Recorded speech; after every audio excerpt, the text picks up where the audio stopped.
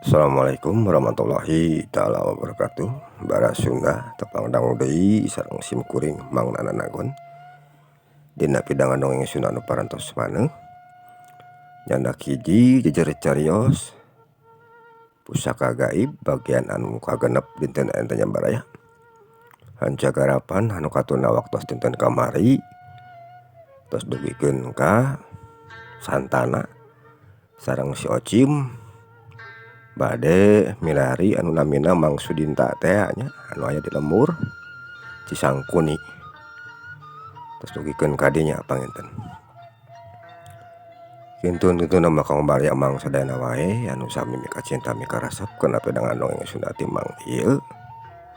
Atukeun pantos subscribe, like, sareng komen, mangaturkeun nuhun ka sadayana. Mudah-mudahan dicarios sing janten panglipur kanggo kalbu pangbabarah kana manah para Sunda di mana wae ayana.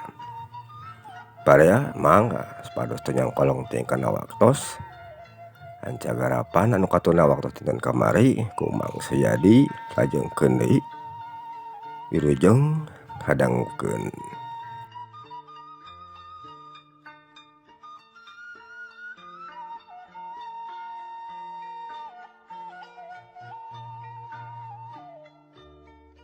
Tah kitu geuningan bieu teh Cim. Kumaha lamun kurang urang coba datangan we heula. Sanu nyaho eta jalma teh anu ayeuna keur diteangan ku urang. Ceuk Santana. Nya aya utusan. Sugan eta teh bapa ilaing anu ayeuna keur di teteangan ku urang duaan. Teh mal si Ocim. Nya Cim. Hayu urang leumpang deuna mah. Ceuk Santana bari ngalengkahkeun sukuna ti dinya. Tuluy leumpang murung ngidul rek manggihan ka jalma anu ngaranna Mang Sudinta. Sanggeus anu duaan nerepi kana sanapeun tangkal kasemek. Reg maranehna areureun heula. Geus kitu nanyakeun deui ka saurang awewe nu pareng keur aya di dinya. Ku eta awewe tuluy dituduhkeun ka imahna Mang Sudinta anu pagawean sapopoena sok ngebon. Jeung imahna Mang Sudinta anu saurangna deui nu usahana teh sok kana nyadap. Tuluy kuno duaan eta imahna Mang Sudinta teh didaratangan. Malah mah pareng keur araya jalman oge di imahna. Sabab harita teh wanci di eta lembur geus maju ka sore. Jadi geus mangsana area di imahna jalma teh. Sanggeus maranehna ngajalankeun pancen di kebon jeung sawahna. Tapi sanggeusna diparangihan kuno duaan geuningan tetela lain. Eta jalma teh malah mah jauh pisan jeung ciri-cirina Mang Sudinta bapana Santana mah. Sabab Santana oge masih inget keneh ari kana rupa jeung dedegan nu jadi bapana mah. Sabab harita papisahanana jeung jadi bapana teh umurna Santana geus aya 10 taun mah. Jadi geus inget kana rupa pon kitu deui dedegan nu jadi bapana. Sanggeus tetela lain anu diratangan teh saloyong anu duaan ka teh nya sing kaloyong nyalampurkeun kana bangku awi panjang anu aya di sisi jalan. Gek maranehna dariuk heula di dinya. Bari ngareureukkeun ka cape. Teu lila pok kadenge suara si Ocim anu nyarita ka Santana. Lamun geus kieu narek kumaha San? Geuningan jalma anu duaan bieu teh nu didatangan ku urang sing horeng lain bapa ilaing geuningan. Ceuk si Ocim bari ngararet ka Santana nu keur diuk di beh katuhun manehna. Keur saeuleanan mah urang reureuh heula we di lembur we. Ieu hari karek meunang sapenting mah Cim. Sababna teu karasa geuningan poe teh geus maju deui ka sore. Kalampahan mah kajen isuk we urang tulikeun deui. Tembal Santana. Oh nya kitu hade atuh. Kan kira-kira nana harek di mana keur peuting ayeuna urang saretesan. Cek si Ocim, kurang di tajub nu tadi Ocim anu gigireun imah Mang Sudinta ngan ke orang manggihan heula pangurus lemur anu aya di dieu. Urang minta izin ka maranehna, jadi ari geus diizinan mah keunah kapanan keur ka urang oge tema santana. Oh nya kumaha halusna laing we atoh wing mah miluan we, cek si Ocim. Kaayaan harita di eta lemur wanci geus maju ka sareak layung deui baraya. Angin leutik ngahiliwir nebak kana tatangkalan. Daunna pating garupa jeung arulang siga nu keur mileuyankeun ka mangsa beurang. Anu sakedeung deui rek diganti ku wanci peuting.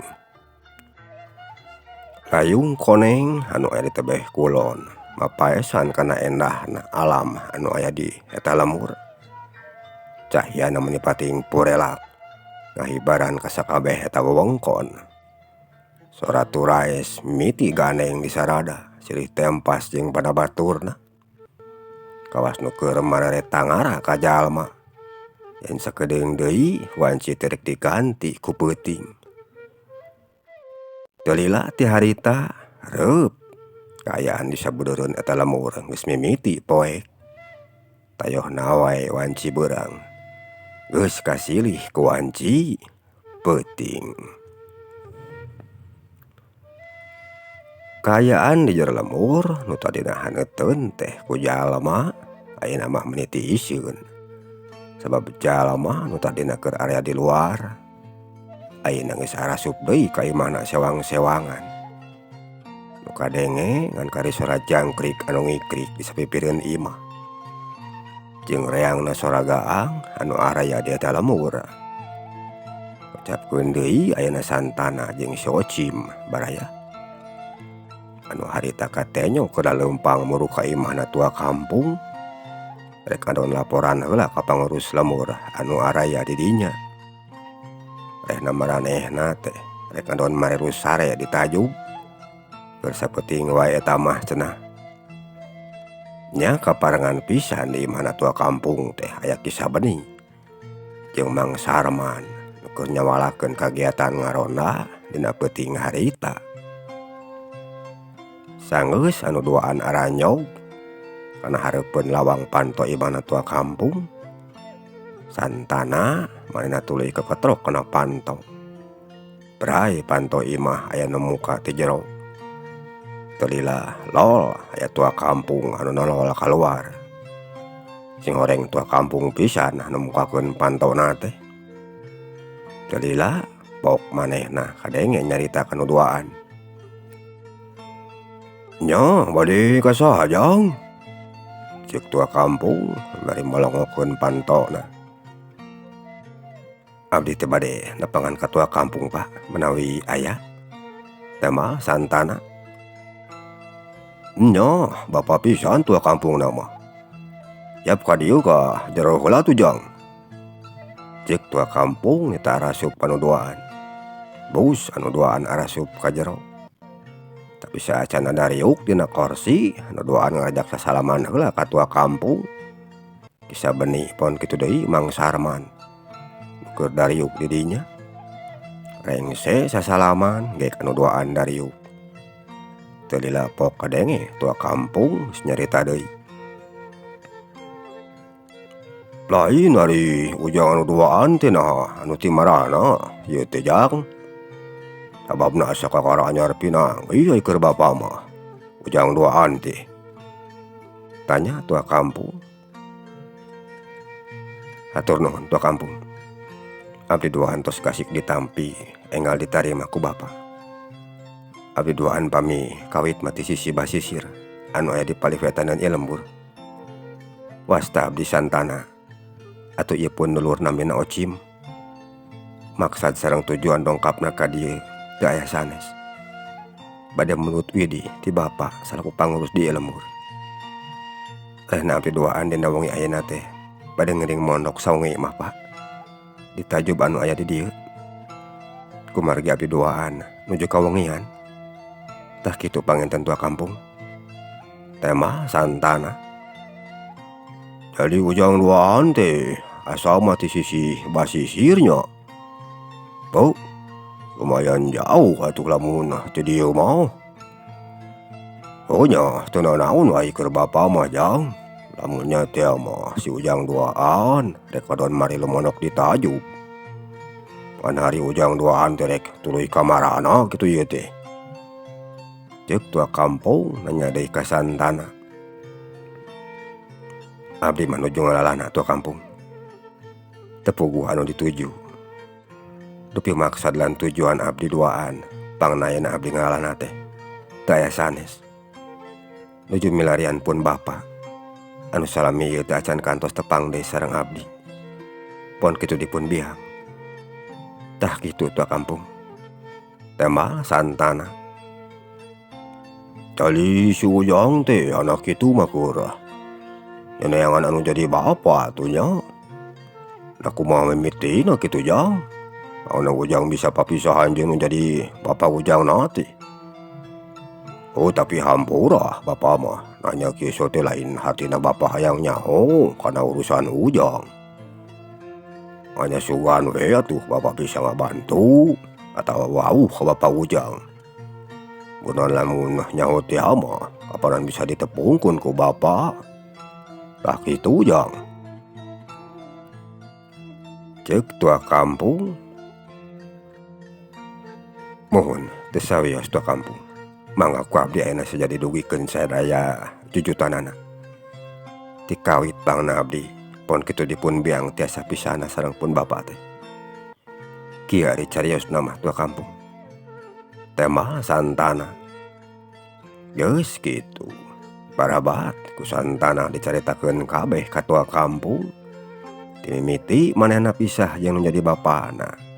Tug nepikeun kadenget harita. Kabeh didongengkeun ku santana ka tua kampung jeung kanu keur araya di dinya. Atuh anu tiluan nyatana tua kampung Kisah Beni jeung Mang Sarman mending ngarasa mangarunyakeun kana nasibna santana. Pon kitu deui nu jadi indungna.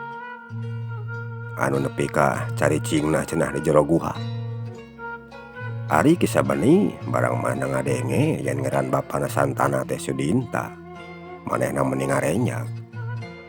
Sababna Kisah Beni oge kungsi panggih jeung Ki Sudinta teh baheula. Dina mangsa-mangsa manehna keur magoron keneh ka Eyang Gober. Jeung manehna oge apal pisan.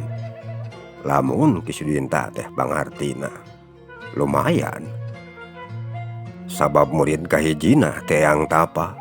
Teu lila ti harita boka denge deui santana anu mungkas kana caritaanana. Tah kitu panginten cariosna teh tua kampung. Ceuk santana.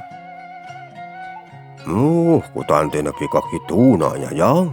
Alakun hirup ujang jeung nu jadi kolot ujang teh. Jadi bapa ujang nu ku ditengan ayeuna teh ngaranna Sudinta nya. Tanya tua kampung. Mohon tua kampung. Tema santana. Oh nya eta oge jang di lembur bapa ari nu ngaranna Sudinta mah. Aya belah nepi ka aya 2 urangna di dieu teh. Tapi da sakanya bapa mah di lain ti lembur Ciasem marana duaan teh. Tapi neneh urang dieu. Tanari tadi ujang memeh kadarieu. Gusti parangihan heula ngaran Mang Sudinta anu aya di lemur ieu teh jang. Dik tua kampung. Atos tadi kitu kampung.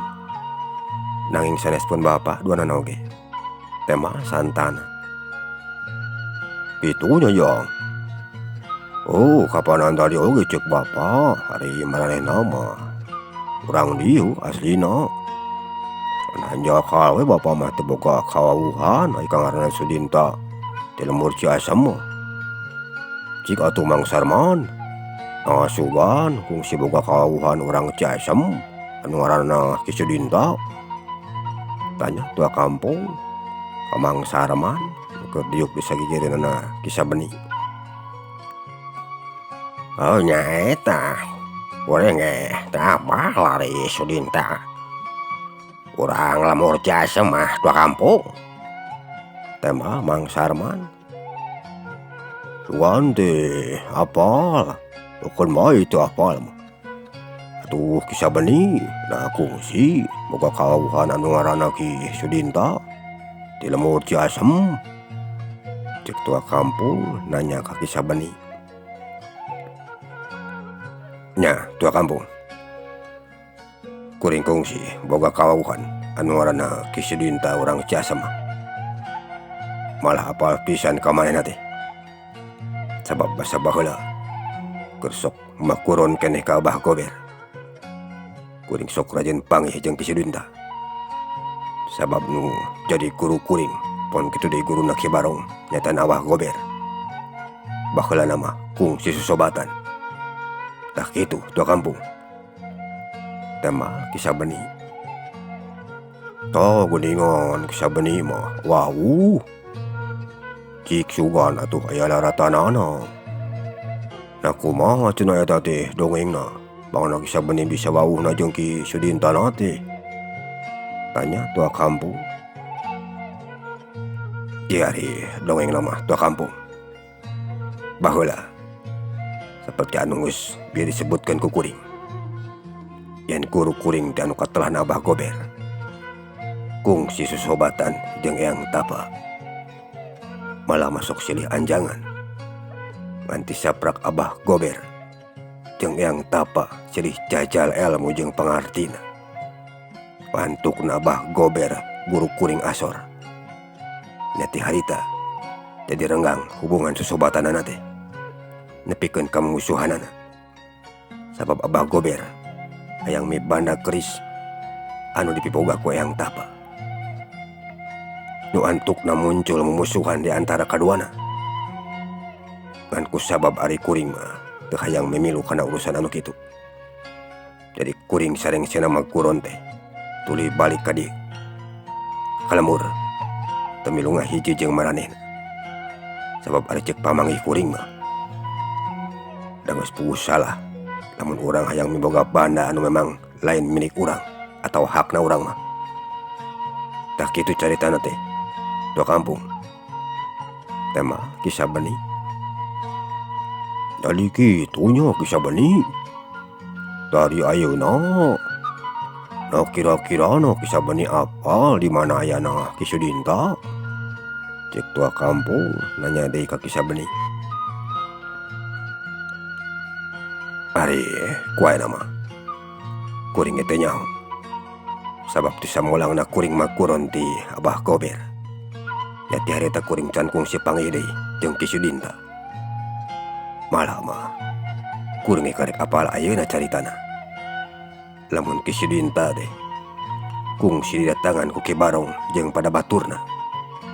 Nepi ka papisahanana jeung nu jadi anak pamajikan. Tah kitu tua kampung. Tema kisah beni. Itu baruk teh nya kisah beni. Talamun geus kieu nah kudu kumaha tuh neneanganana. Sababna karunya ieu ka ieu budakna Ki Sudinta kisah beni. Cek tua kampung. Kieu wejang. Ujang duaan lamun peuting ayeuna rek maronok mah. Geus ulah ditajuk. Tapi di ditu di imah bapa. Tangke di imah urang pada mikeun deui jeung bapa. Kumaha carana sangkan bapa hidup bisa kapanggih deui. Atuh ujang ulah rek asa-asa ka bapa. Sabab bapa oge baheula mah kungsi susobatan jeung bapa ujang. Tah kitu ari ceuk kuring mah tua kampung. Tema kisah beni. Tah kitu geuningan jang bieu ceuk kisah beni oge. Geus we ari ceuk bapa mah ujang duaan. Sararena teh milu we di mana kisah beni. Jadi mileuih puguh deui ngawarangkungna oge nya. Cek tua kampung. Mohon mangga kanggo abdi mah ngiringan wae tua kampung. Pamisakitan kitana teu ngarepotkeun maka bapa sabenina. Tema santana bari ngarareat ka kisah beni. Wah ngarepotkeun naon jang.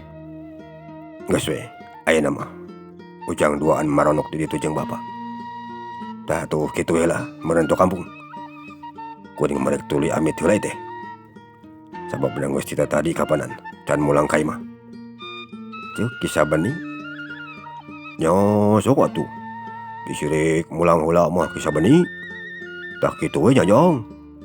Ayeuna mah geus we maronok di mana kisah bani nya. Ceuk tua kampung nyarita ka santana. Mohon mangga tua kampung. Hatur nuhun. Tema santana. Mang, nari mamang rek ayeuna wae atawa rek engke balikna. Lamun engke kuring mah ayeuna rek mulang ti heula atunya. Ceuk kisah bani nyarita ka Mang Sarman. Nya sok kisah bani bisi rek mulang ti heula mah. Mamang sakedeung deui.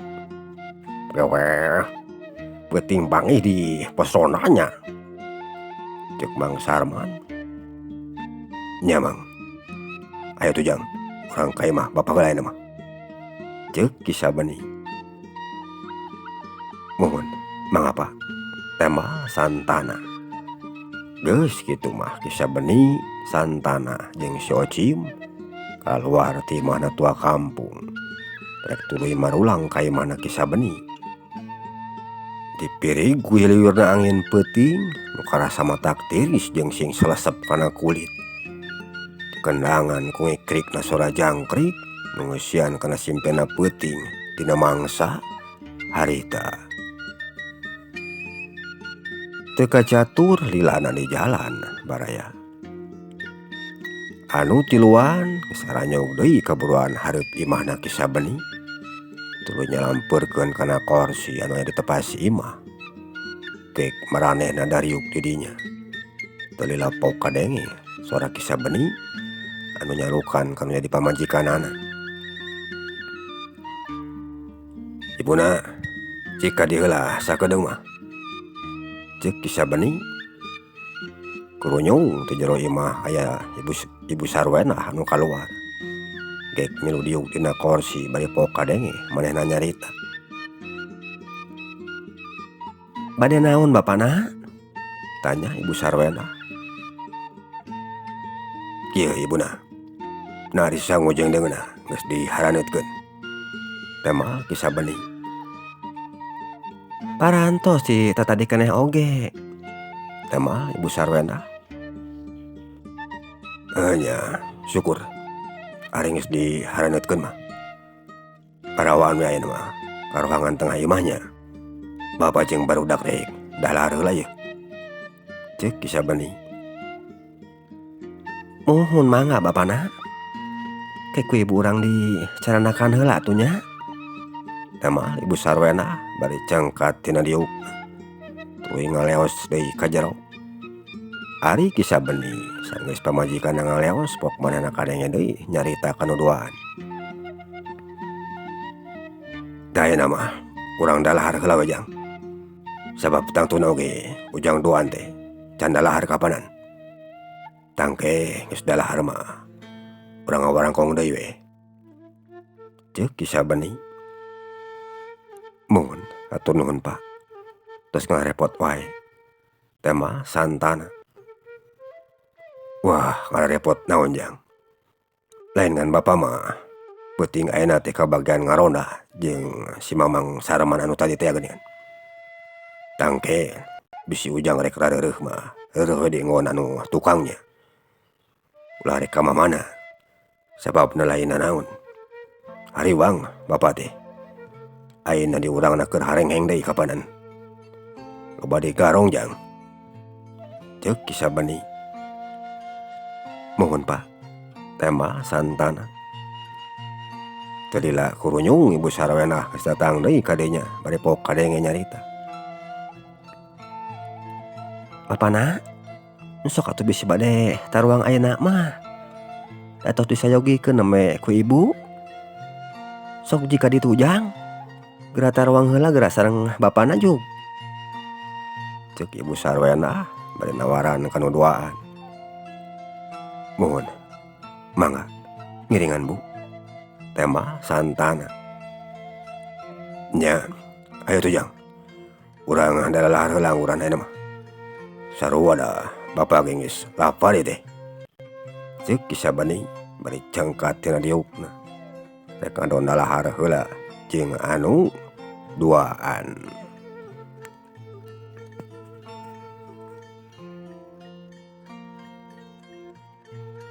Cag urang tunda kaayaan anak Ki Sabani baraya santana jeung Socium nu keur dalahar di imahna Ki Sabani. Ayeuna urang nyaritakeun deui Ki Barong jeung pada baturna anu keur laleumpang rek jugjug ka lemur Cisangkuni. Harita kira wanci sareureuk budak. Ki Barong jeung pada baladna geus aranyog ka hiji mumunggang pasir anu aya di saluhureun lemur Cisangkuni. Malah geus deukeut ari tidinya mah kali turun ka handap lamun rek ka lemur Cisangkuni na teh. Ki Barong jeung anu liana harita maranehna ngadondar heula di dinya. Dariuk dina saluhureun jukut bari ngawarangkong jeung pada baturna. Teu lila pok kadenge Ki Martobi anu nyarita ka Ki Barong. Ki Barong, narek wayah kumaha? Urang turun ka lemur Cisangkuni teh. Ceuk Ki Martobi nu keur diuk teu pati jauh ti Ki Barong. Engke we, sakadang deui Martobi. Etang reureuk heula ayeuna mah. Jeung deui ari wayah kieu mah. Kapanan jalma oge masih pareuntak keneh atuh. Can melolor kabeh sia teh. Ceuk Ki Barong. Kitu nya Ki Barong. Oh nya teu naon atuh ari kitu mah. Kuring rek ngalanyap heula sakedeung mah teh. Kitu ge. Ceuk Ki Martobi. Nya, teu naon, bisa rek ngalanyap heula mah. Najan rek satuluyna oge. Kari ngubur we meureunnan.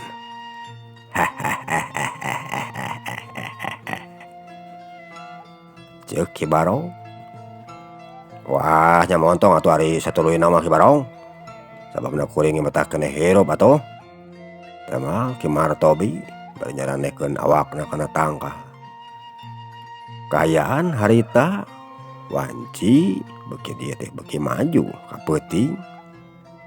Malah mah angin menising kelebug nebak kana tatangkalan. Sing saleor mata keung teu lila pok kadenge Ki Barong nyarita ka batur-baturna. Ayo dah kah, urang turun ka lemur wae. Geus maceuna ari wayah kieu mah ya. Udangkeun tah si Martobi. Ceuk Ki Barong bari cangkat tina diukna. Dituturkeun ku nu sejena.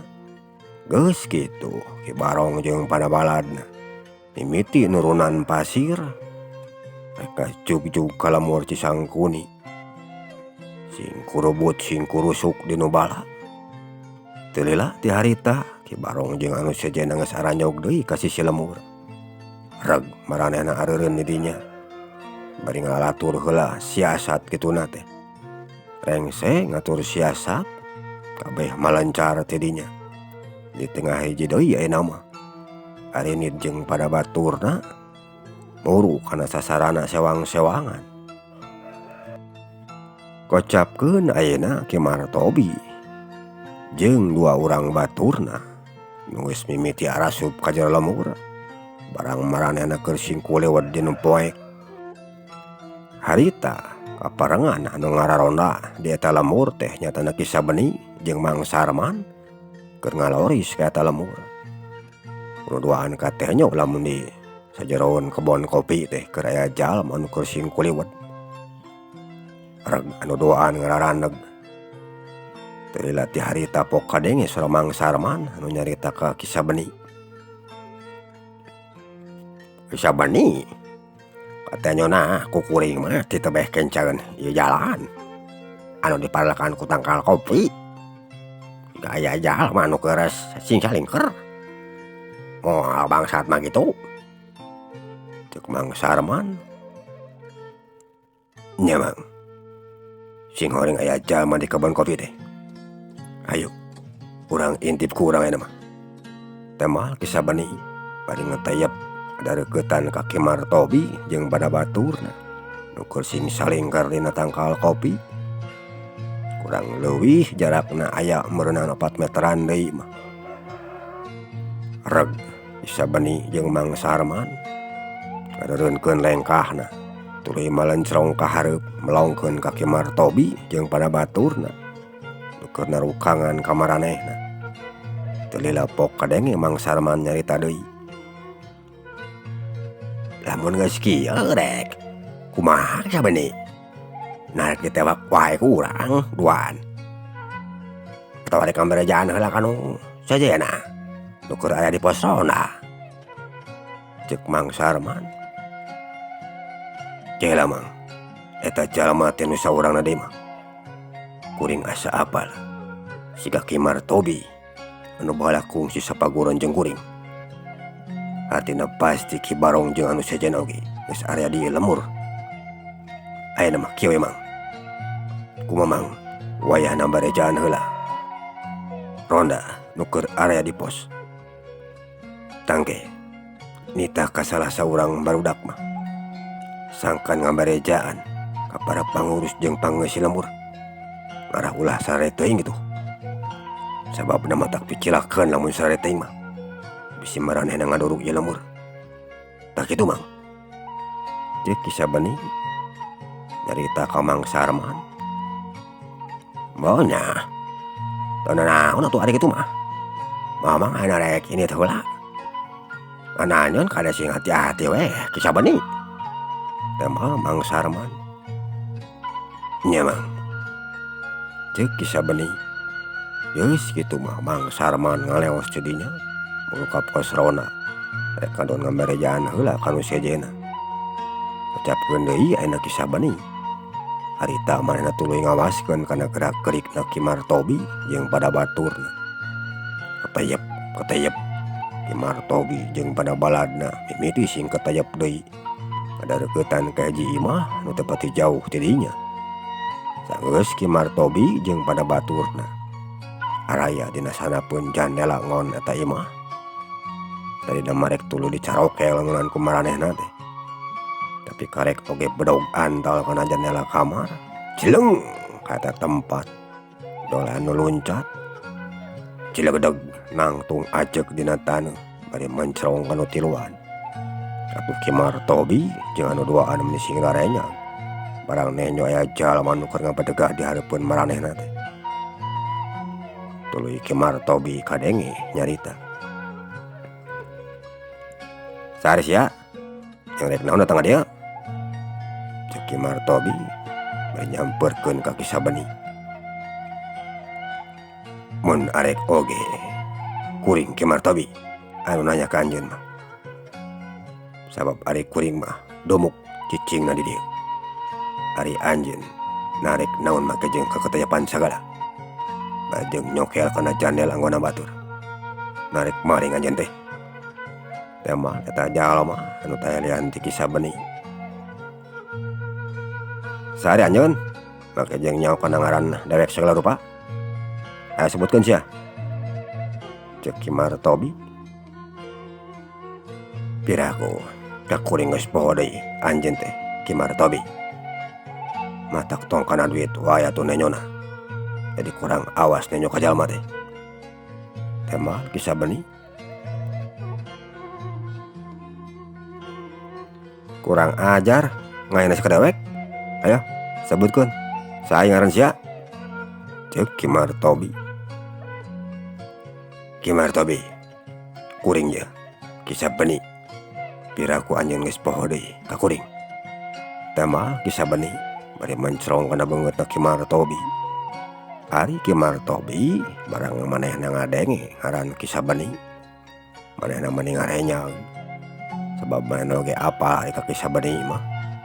Atuh sajabana ti kitu baheulana mah pangartina oge di salueureun manehna Kisabani teh.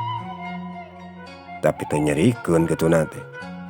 Teu lapok kadenge deui Ki Martobi nyarita.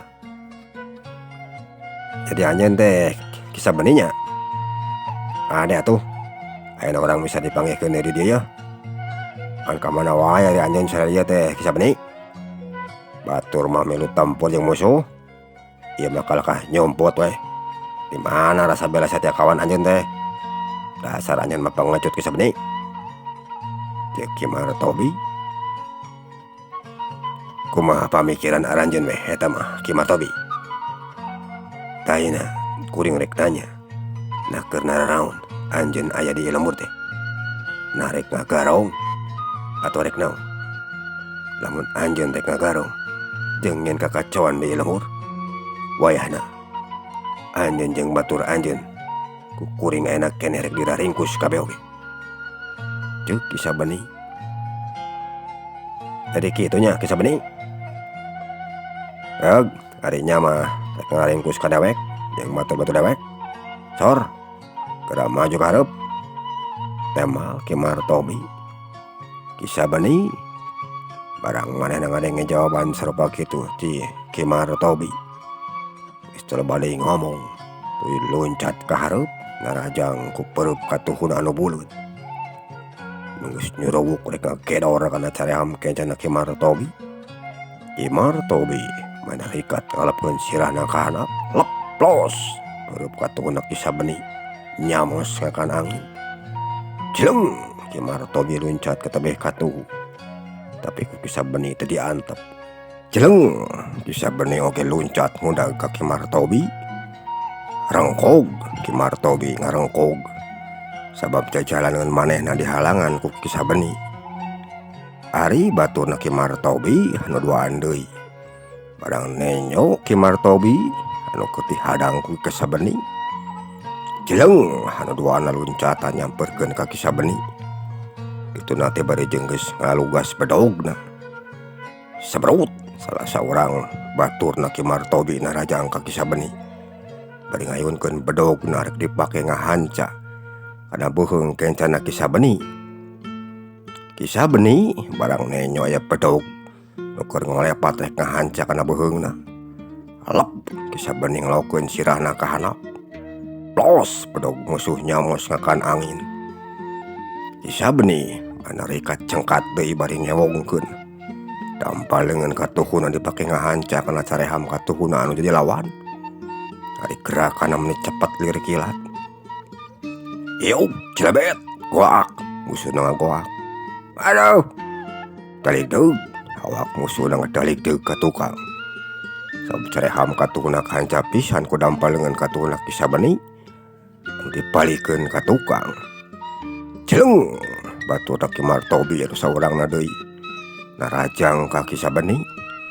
Bari nyepetkeun bedog kana beuteungna Kisah bening. Kolepat bedog bening geus ngolepat matak inggis nenyona.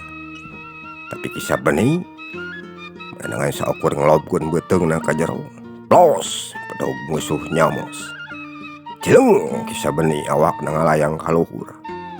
Bari nyepakeun dampal suku katuhuna kana careham kencan anu jadi lawan. Yeuh, cilebet, cusalit. Awak musuh muntir ka katuhu. Bru. Awakna namru dina saleureun taneuh. Bacing maragung kitu teh. Sab carehamna karasasan nyengsol cenah. Ari Ki Martobi barang nenyo dua baturna geus kabarenangan ku Kisah bening. Sraug Ki Martobi maju ka hareup. Teu lapok kadenge nyarita. Jeung dewek si laing mah Kisah bening. Ontong jeung barudak dewek sia. Ceuk Ki Martobi. Nya sok atuh ka hareup. Ulah ngandalkeun wae batur Ki Martobi. Temal Kisah bening. Jeleng Ki Martobi awakna loncat ka luhur narajang ka Kisah bening. Ari dampal leungeun katuhuna mun geus meber dipake ngahanca kana puceulik kencana Kisah bening. Kisah bening harita manehna rikat nakis pigelang leungeun katuhuna Ki Martobi ku pigelang leungeun kencana. Ari dampal leungeun katuhuna dipake ngakebot kana puceulik kencana Ki Martobi. Heuh, keduk, hiuk, cilebet. Geblug awakna Ki Martobi anu keur ngalayang teh ti beubeut kana taneuh. Korentel ka tebeh kenca. Tolila cilegedeg. Ki Martobi geus nangtung deui. Bari nying hareup ka Kisah bening.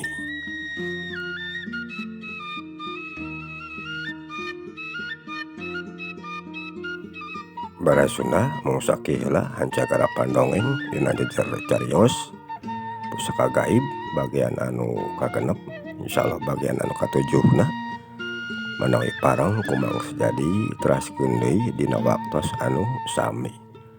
Mangaturkeun nuhun kana sagarupi perhatosanana, mangnyongkeun diapunten beri wae sir kakirangan. Mang saja pamit kasadayana, wilujeng kantun per mio.